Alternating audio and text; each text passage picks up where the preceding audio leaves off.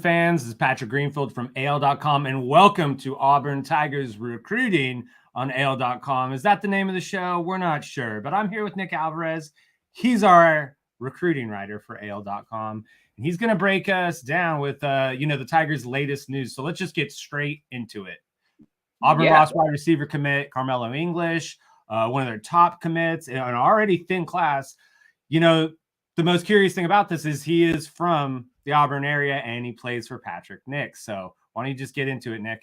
Yeah, I mean, interesting, kind of a little behind the scenes. So we were planning on talking about the receivers this week. We saw that we might get into another Auburn receiver target in a little bit. Let's hold off on it. And then the news drops today that I'm sure is not good for, like you said, already thin Auburn class, down to 7 commits now. Yeah. Just to really kind of recap what Karmello English would have brought to the class, he's a guy who can go up and get it. He's someone who's been a big-time, big-body number 1 receiver for a 7A team in Alabama. He had 20 touchdowns last year. He was a big get. He was a decisive win. He's the best receiver in the state currently in the class, and Auburn got him. And now they lost him. And we can get into why that happened a little bit. And I think if you really want to boil it down, there are offensive question marks. We talked about it last week in terms of why Auburn had yet to bring a quarterback aboard.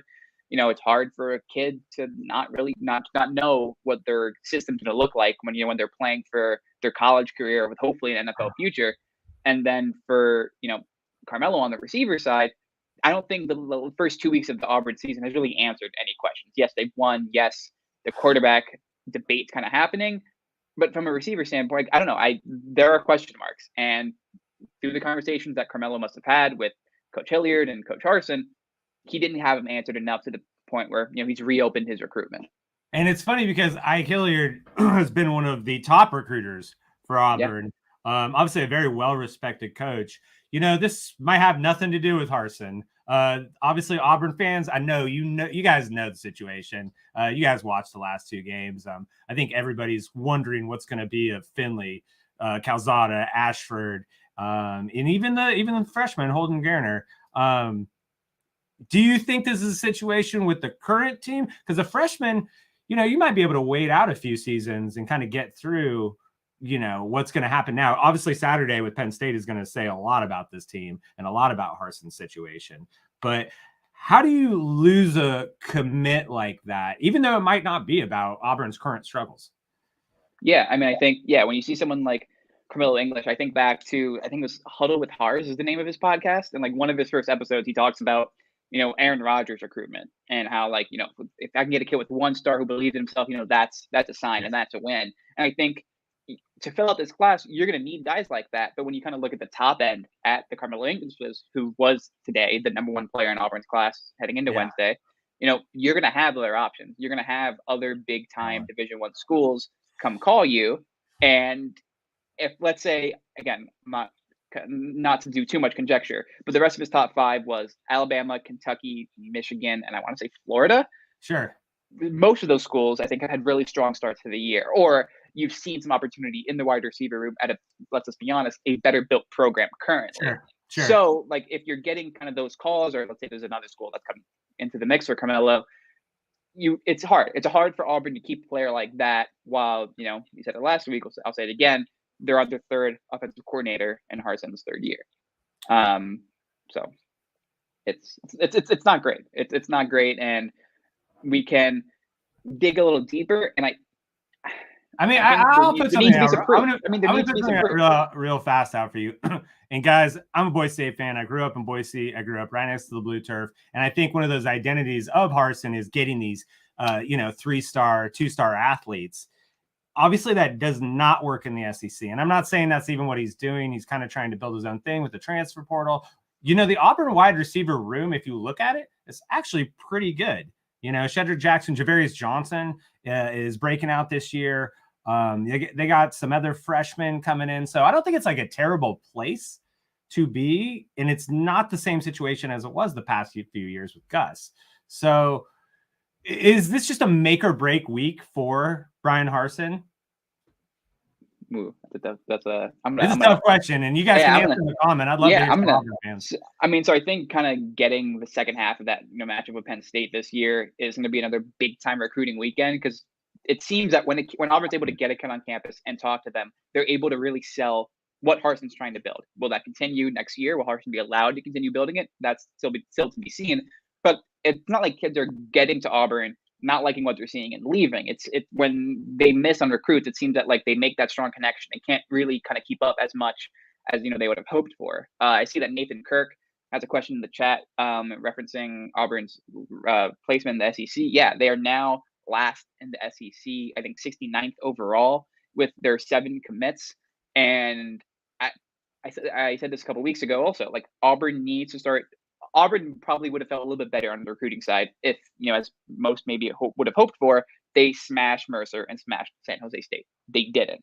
So, and that's before we get to the Big Penn State game this week, which is winnable for Auburn. And before we get to the SEC play, that's only going to further kind of prove, okay, let's see how they stack up. Because a lot of these kids, you mentioned it, when you're recruiting in the SEC, you're competing against other SEC schools. You're competing against schools that have connections across the board throughout the South. Part of the reason why Clemson's done such a good job in Alabama is not just because of Dabo's ability to recruit down here, but they have Derek Mason on staff. Sure. And that's something that a lot of kids have mentioned. Auburn was in my contenders list. Now Clemson was because of him. So I think there's not a coach to point at. There's not a single thing to blame, but I think there's just a general the same questions that we're having and that we're talking about and that fans are talking about. Kids are going to have those same questions and same concerns. Absolutely. Those are your futures. We're going to spend the next few years, college, you're like we always talk about with recruiting. This is a professional development. When you get to the SC, a lot of these dudes want to go to the NFL, and it might not be as much as you or I would decide about the college. And everybody always needs to remember that. I will say, being around the program the past 6 months, going to A-Day, I went to the Mercer game, be at Penn State. There does seem to be a calmness when you see the team with Harsin. So I think a lot of people freak out maybe more about the play calling or some of the situations that have happened. But if Harsin could turn this around, which he could, I think we're on that teetering edge, and all the fans feel that right now. So yeah, so let's be positive. Let's talk about Let's be positive. Let's go to a player who is going to Auburn. Exactly. So I see. Thank you, Kevin Kelly, for the comment in the chat. We will be getting to Adam Hopkins in a little bit, but let's talk about the player that's currently a part of the class. 4-star Daquavious Sorey from Chipley High in Florida. He is an electric player when you watch him. Granted, he's playing against 1A Talon, Florida, which is the smallest classification, but you put the film on, it's hard not to kind of smile a little bit. Through a couple games, he has 68 rushing yards. He has 325 receiving yards, 4 touchdowns. That's 6'2", 190. He is a focal point of that offense, and he embraces it in terms of how he kind of goes about his day, in terms of how he's excited to, everyone knows he's getting the ball, and he's, catching it in the slot. He's making his way downfield. He's doing a little bit in the kick return game as well. That, if you want to say, where the kind of the, not necessarily buy low, but like maybe the lesser known recruits that have some of that SEC ability that Auburn, hey, come in, believe in us. We're believing in you. Daquavious Sorey kind of fits that mold. But you got one thing about this dude, he is not just like a low key. He's the number 1 prospect in the Panhandle is what I've read. And he was a former Georgia commit. So there we go back into like what fits you, right? Like this guy could go to the national champion Georgia Bulldogs, but he's going to go to Auburn and he's going to be a good player at Auburn. What else can you tell us about this player and how he might fit into a system as we've seen developing the last 2 weeks? Yeah, I think for him, he has the speed, he has the athleticism. I think you just want to see, like, can his body kind of take hits a little bit, which, again, he's going to be a freshman, right? He'll have time to kind of grow into it. Yeah, but, like, that's something, that leads to questions about ball security, which I don't think he has that issue right now. But if you want to project it forward a little bit, that's what you have to think about. You have to think about, when he's going to have maybe a little bit tighter man coverage, if he can handle it, but with his current situation, he's probably getting a lot of double and triple coverage. He's getting that safety help, and he's kind of recognizing how to fit within that. I think this is the type of kid that, at the very least, you always want to get him the ball, and you have to be creative with it, right? You're going to send him on jet sweep, send him on end arounds, give him just quick screens, and let him go to work. And I mean, we have Auburn has a freshman this year, and Damari Alston, who, hey, he's getting his opportunity a little bit. Damari Alston, right? And he's making it work because, hey, if you're fast enough, if you're quick enough, you're gonna play, and you can prove yourself. So again, that doesn't have to be you bring up right Damari. away, but yeah. You bring up Damari, and even the announcer couldn't get it right. He thought it was Tank at one point. It's like, whoa, you guys got Tank, you got Jarquez, and then you're going to throw the freshman running back in there. Auburn running back room is stacked. I'm actually very excited to see that on Sunday or Saturday. Hey, let's get into one player that might make his way to the Plains, and that is happening tomorrow, I believe. Adam Hopkins, sorry. Yeah, so Adam Hopkins, he is currently crystal ball projected to go to Auburn, which would be another win for Ike Hilliard. We've talked about, done a pretty good job so far in getting kids in the building and getting their commitment. That would be a win for Auburn over Arkansas, Kansas State. He has official visits set to both, so maybe not a done deal, but like we talk about on these shows, kids are going to take official visits just because of the opportunity and the chance. Hey, it's going to be a weekend. But when you look at Adam Hopkins, 6 foot, 170. He has 357 yards receiving and 2 touchdowns. He also has 15 tackles and 2 pick sixes playing some defensive back. So very athletic, very good ball skills. So maybe someone you'd see in the slot and really kind of learn to operate and kind of get his money there. And I don't think he's a necessarily 1-for-1 replacement for Karmello English. I think English is more of kind of a big-bodied guy, but he did add something that I think Auburn needs, not only on its current roster, but on the recruiting class. You need speed, you need playmakers, you need people to get excited about, other than just, star ratings. And what time is he committing, if you want to tell the audience, so they're kind of tune in, get ready for your story? Yeah, I believe he's committing in the afternoon. I'm not. I think so. He's from Georgia, so that'd be Central Time Zone. These things change too. Kids can push it back, and we've obviously all been through that.